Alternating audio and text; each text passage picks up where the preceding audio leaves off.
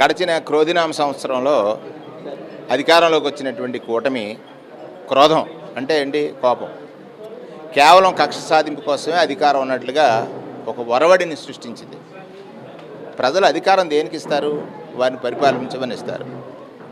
ఈ 10 మాసాల కాలము కేవలం వారి యొక్క క్రోధాన్నే కనపరిచారు తప్ప ప్రజలకు శ్రేయస్సు గురించి ఎక్కడ ఆలోచించలేదనేది వాస్తవం. ఇవి విశ్వావసు ఇప్పుడు ప్రారంభమైంది, ఉగాది జరుపుకుంటున్నాం. ఎప్పటి నుంచైనా విశ్వాసం పొందాలి, అందరిని వసుదైక కుటుంబంగా చూడాలి. విశ్వావసు అని అనుకున్నప్పుడు అందరూ అంటే ప్రజలందరూ కూడా సమానమే, మనం ప్రజలకి పాలకులం అనేటట్టుగా ప్రవర్తించడమైనా అలవర్చుకోవాల్సిన అవసరం ఉంది కూటమి పాలకులు.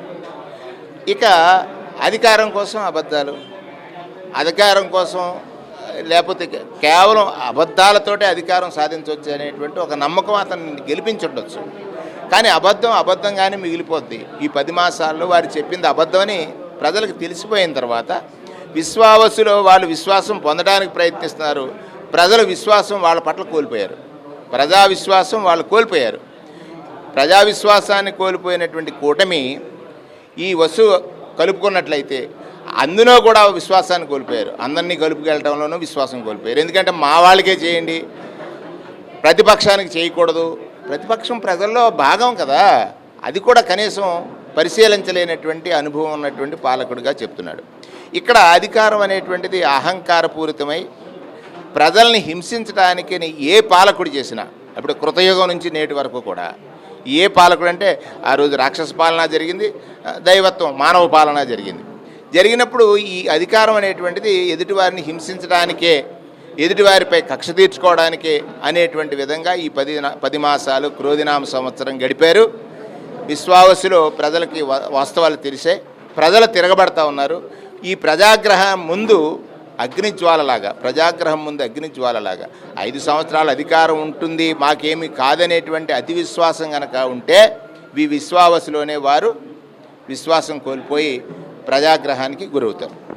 సరే, మేము గత 5 సంవత్సరాలుగా అద్భుతమైన పాలన అందించిన మా జగన్మోహన్ రెడ్డి గారికి ముందుగా ఉగాది శుభాకాంక్షలు చెప్తూ, అదేవిధంగా మా పార్టీ కార్యకర్తలు కూడా ఉగాది శుభాకాంక్షలు తెలుపుతూ, ఆల్రెడీ నియర్గా 1 ఇయర్ వస్తుంది కూటమి ప్రభుత్వం వచ్చి, ఇచ్చిన హామీలు ఏవి నిలబెట్టుకోలేదు. వారు అబద్ధాలు చెప్తున్నారు, ముందు చెప్పారు, ఇప్పుడు అదే చెప్తున్నారు. ప్రజల్లో వారి విశ్వసనీయతని కోల్పోయారు. ఇలాంటి వ్యక్తులు అధికారంలో ఉండే యోగ్యత లేదు వాళ్ళకి. వాళ్ళు ఇప్పటికైనా కళ్ళు తెరుచుకుని వాళ్ళు ఇచ్చిన హామీలు నెరవేర్చాలని చెప్పి మేము కోరుతున్నాం.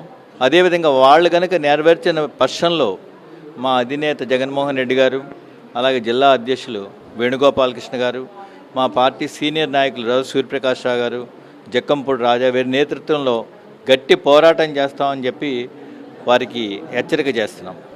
మొట్టమొదటిగా యావత్ ప్రజలందరికీ కూడా విశ్వాసనామ ఉగాది శుభాకాంక్షలు తెలియజేస్తూ 2 విషయాలు. ఒకటి, వైఎస్ఆర్ గారు కారణజన్ముడు, ఆయన పేరులోని యువజన శ్రామిక రైతు కాంగ్రెస్ ఉంటుంది, దాన్ని సార్థకతం చేసిన వ్యక్తి జగన్మోహన్ రెడ్డి గారు. మేము అంతకన్నా ఎక్కువ చేస్తామని చెప్పి 2014లో అధికారంలోకి వచ్చారు. అబద్ధపు వాగ్దానాలు చెప్పి ప్రజలప్పుడు విశ్వసించారు. మరలా 19 తెలుసుకుని మరలా ముఖ్యమంత్రి జగన్మోహన్ రెడ్డి గారికి అధికారం కట్టబెట్టారు. 24లో మరలా ఇదే తప్పుడు వాగ్దానాలని 6 వాగ్దానాలు అమలు జరుపుతామని చెప్పి ఇప్పటికి 9 నెలలు గడిచిపోయింది. ఏమంటే డబ్బు లేదన్న సంగతి అధికారంలోకి వచ్చే ముందు వాగ్దానాలు చేసినప్పుడు అపారమైనటువంటి 4 సార్లు ముఖ్యమంత్రిగా చేసినటువంటి వ్యక్తికి ఈ డబ్బు లేదన్న సంగతి తెలియదు. అంటే ప్రజలని అమాయకులు, వాళ్ళని ఏ విధంగా మోసం చేయొచ్చని. కానీ ప్రజలు ఎప్పుడు అమాయకులు కాదు.